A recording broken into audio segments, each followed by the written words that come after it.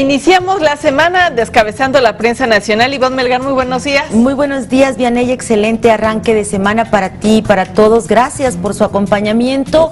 Sobre aviso, no hay engaño y que se va a poner peor la cosa en materia económica. Que ya no había manera, ¿no? ¿Que íbamos a tocar fondo? No, todavía vamos hacia abajo y son las voces ni siquiera de los especialistas, que a veces son quizás más atinados, sino que son las propias autoridades en el marco de esta reunión anual bancaria que se realiza en Acapulco, pues de nueva cuenta las advertencias del secretario de Hacienda, pero también confirmadas por el presidente de la República, de que vamos a tener que partir de cero, literalmente así se llama, presupuesto base cero, porque las cosas no están como para que continuemos repartiendo el presupuesto de manera inercial.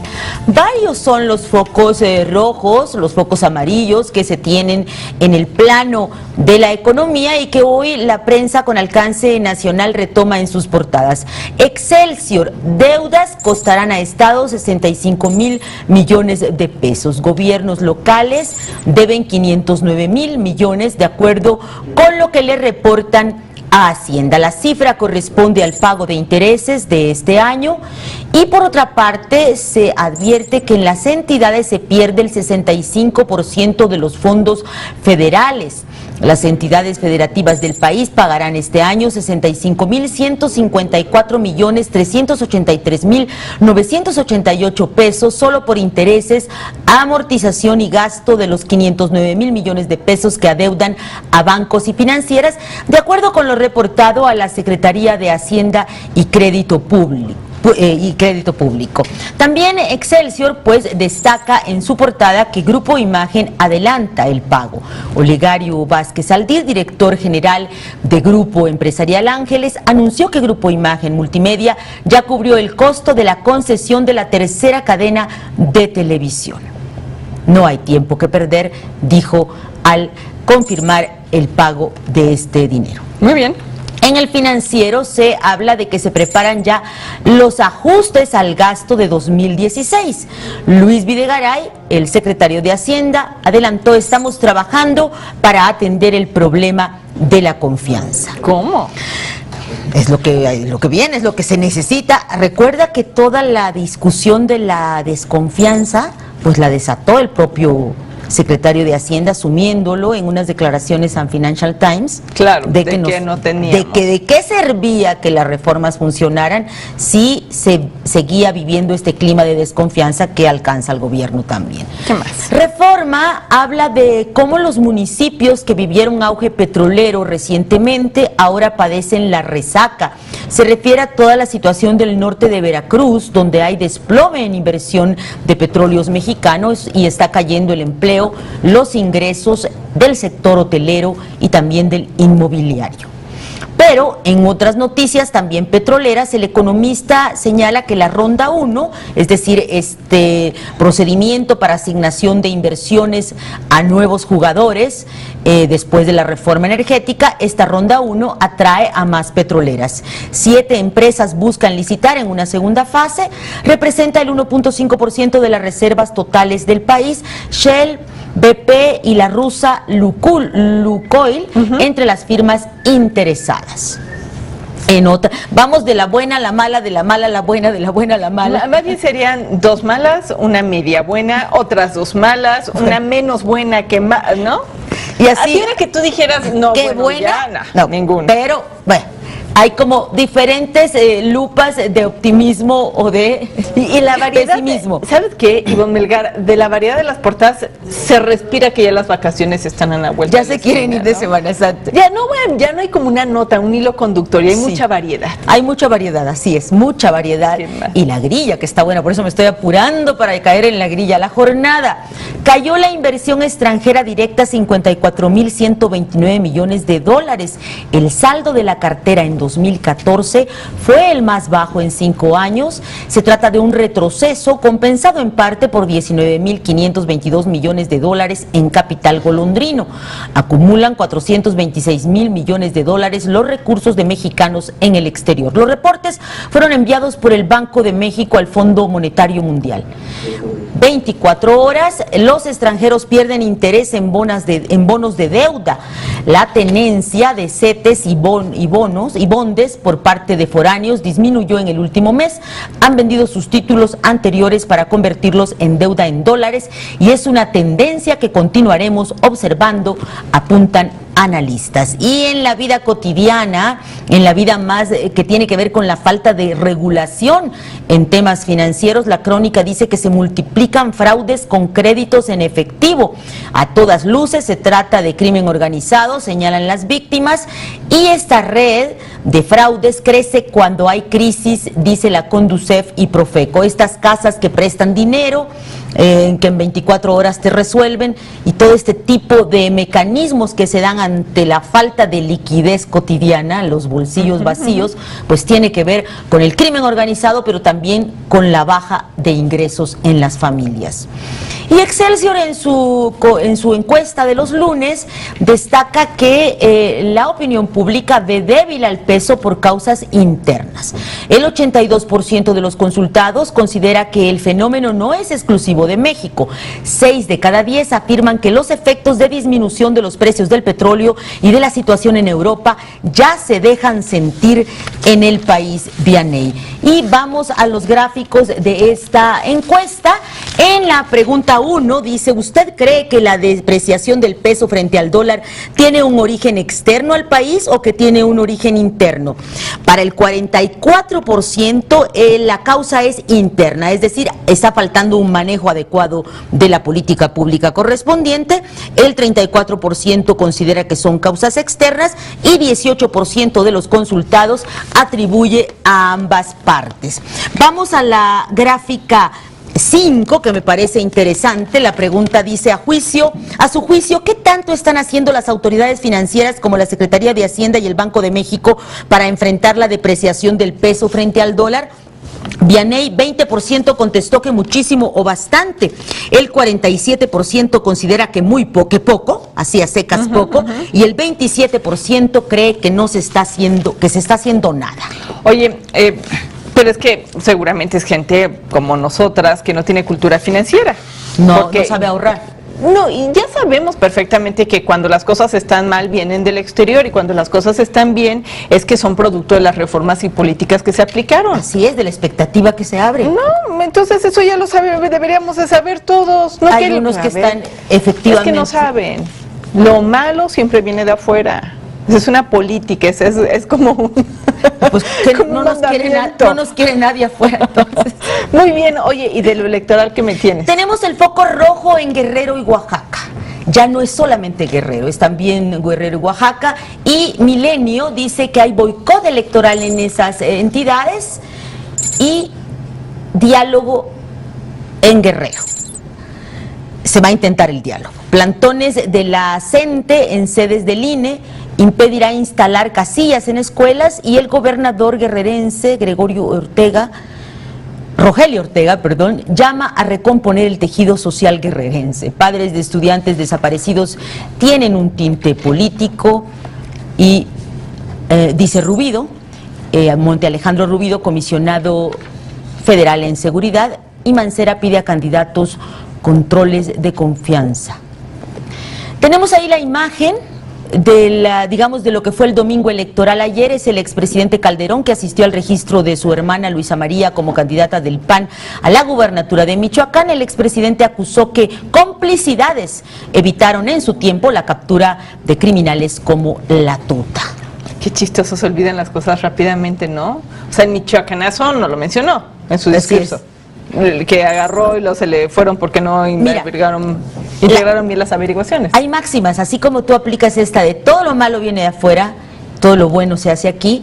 En política es todo lo malo lo hicieron, cuando están los actuales, lo hicieron los anteriores. Sí, claro. Y si hablan los ex, pues yo hice todo lo bueno y ahora se está haciendo todo lo malo. Es mucha mezquindad. y en general una cultura política incapaz de ponderar, así es, en general, tanto en economía como en política, que finalmente las cosas no se inventan, no hay varitas mágicas y que todos tenemos parte de responsabilidad en el asunto. Muy bien. Ovaciones, por el mismo sentido, anuncian la CENTE en el caso de la sección 22 en Oaxaca y la CETEC en el caso de Guerrero, boicot en las elecciones de ambas entidades. Sol de México dice que el Instituto Nacional Electoral será escrupuloso en paridad de género. Y son las ofertas, los compromisos de Lorenzo Córdoba, presidente del INE, quien atestigua el registro de candidatos a diputados federales. En Excelsior tenemos una fotografía en la portada del presidente del INE que le lee la cartilla a los candidatos. Dice que advierte que se le negará el registro como candidato a quien haya rebasado tope de gastos de precampaña. Yo quisiera que también se lo cancelaran a los que rebasen el gasto durante la campaña. No nada más en precampaña. Pero eso no sucede en este país. Es que me da mucho coraje. ¿Sabes qué me da mucho coraje? Que cuando tú platicas en corto, los escuchas, es inevitable en la cámara, que es el escenario donde tengo el privilegio de dar cobertura cotidiana a esta vida política, y tú los escuchas, hay un cinismo tan rampante de que efectivamente solo los tontos o los perdedores respetan el tope de campaña. Claro.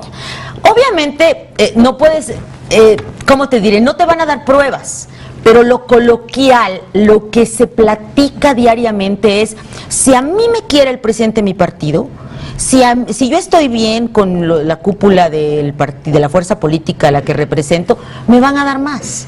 Porque si no me dan más, pierdo. Y solo a los losers, dicen, les dan lo lógico, ¿no?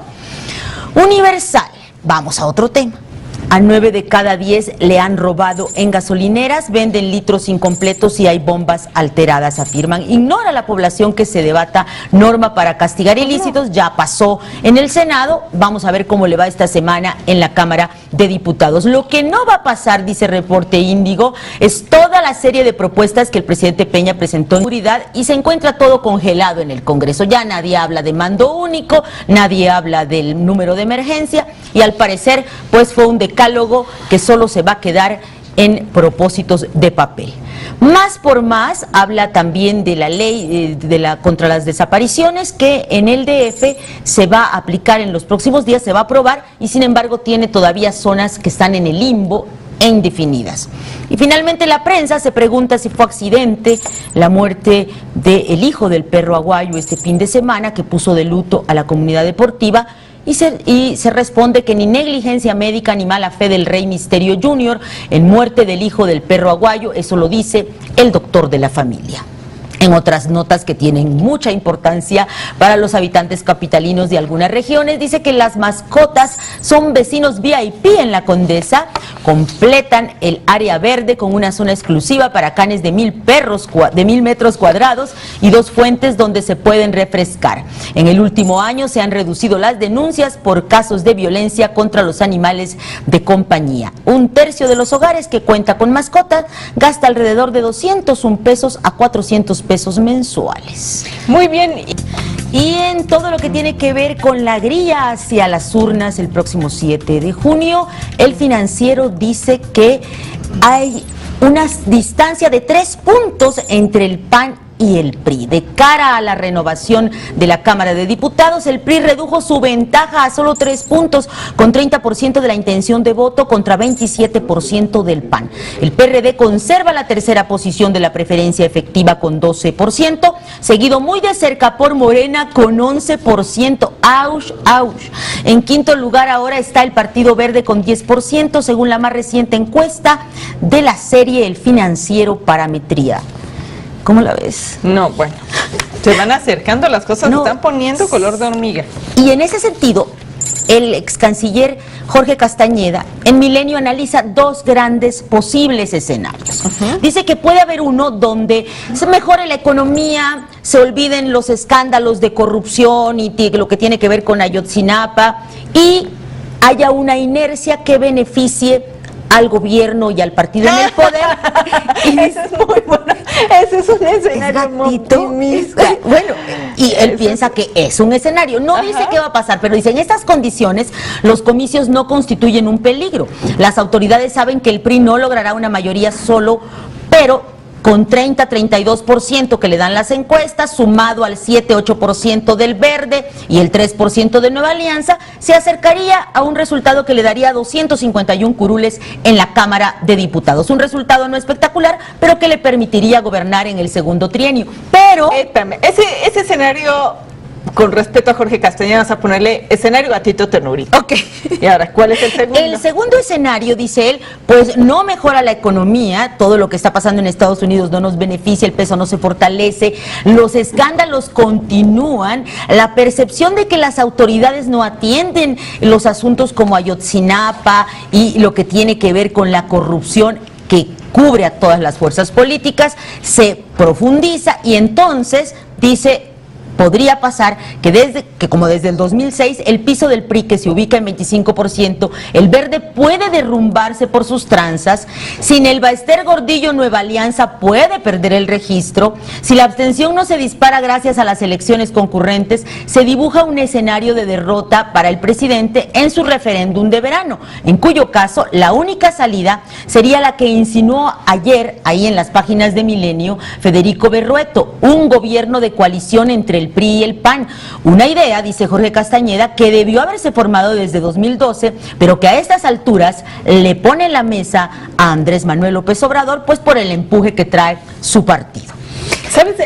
Te diría, en cualquier otro año podría ser que el escenario gatito ternurita pudiera funcionar, pero estamos en elecciones. ¿Tú crees que los partidos de oposición van a dejar títere con cabeza? Por supuesto que van a aprovechar hasta el mínimo error para extenderlo, claro, para multiplicarlo, para exagerarlo, y lo que ya está, por supuesto, no lo van a dejar morir. No, y yo veo una reconfiguración al mismo tiempo. Por ejemplo, observamos a un PRD muy preocupado, muy desesperado por esta caída, donde en ocasiones creo que se pone a hacer alianzas diversas, promiscuas, en un lado con el PT, en otro lado con el PANAL, en un lado, bueno, se habla incluso de que muchas candidaturas que ahora van del Verde, que son candidaturas para el partido en el poder, estarían siendo palomeadas en el gobierno capitalino por Héctor Serrano. Así de ese tamaño la promiscuidad. Pero bueno, hay varias cosas. Hoy Marta Anaya destaca cómo gente del experredista se fue finalmente a Movimiento Ciudadano, como habría sucedido con Armando Quintero y Estela Damián, y dice, ¿han notado que Movimiento Ciudadano fue el partido que más candidaturas obsequió a experredistas que abandonaron el Sol Azteca de última hora, entre ellos Marcelo Ebrard, por encima incluso del PT? Ello se debe a que el PT estuvo negociando su alianza con el PRD-DF hasta el último minuto. Eso señala Marta Anaya, y bueno, efectivamente los experredistas se fueron más al MC. Tenemos también la entrevista en Excelsior con Adolfo Oribe, diputado federal, quien era comisionado del PT para negociar en el DF, y al final le dieron totalmente la espalda, y al cuarto para las 12 la dirigencia de su partido con el PRD negoció una alianza que finalmente a él lo obliga a dejar ese lugar. Las polémicas, Vianey, estamos ya con el tiempo encima, nada más hago recomendaciones de textos muy importantes hoy. Cecilia Soto en Excelsior dedica su texto a Itali Ciani y Araceli Tirado, quienes habrían renunciado a ser parte de la comisión que en el PRI pues le da un castigo menor, de acuerdo con la columnista, a Cuauhtémoc Gutiérrez de la Torre, y se pregunta si vale esta decisión para que continúe este personaje en el PRI y siga, si se le permitiría, incluso pregunta ella, que comparta un presidium con el presidente, y si no es más daño el que le hace al partido el que se quede. Muy bien. Trascendió, nos habla de que el secretario de Gobernación, para el secretario de Gobernación, dice, los candidatos de su confianza para el DF van por el Partido Verde. Se trata de Xiu Tenorio, Lía Limón y Laura Ballesteros para diputaciones y jefaturas delegacionales en Benito Juárez y Miguel Hidalgo. En el Palacio de Cobián disgusta, sin embargo, la insistencia de Mauricio López, presidente del PRI capitalino, por imponer al expanista Jorge Sotomayor al distrito 16 del DF. Y estaríamos recomendando, porque continúan finalmente las discusiones en torno a los alcances de la libertad de expresión. Roberto Zamarripa, hoy en Reforma, habla de la importancia de entender que el periodismo hoy tiene que ver con la coexistencia de las redes sociales, de la capacidad de las comunidades de hacerse llegar información, y que en este sentido hay que entender los nuevos tiempos, una dinámica que obliga al periodismo a dialogar con esas audiencias y a no pretender que tiene una verdad que ya no le pertenece después de todo lo que habría sido Wikileaks y el caso Assange, donde finalmente hay una convivencia y hay que entender lo que las audiencias reclaman.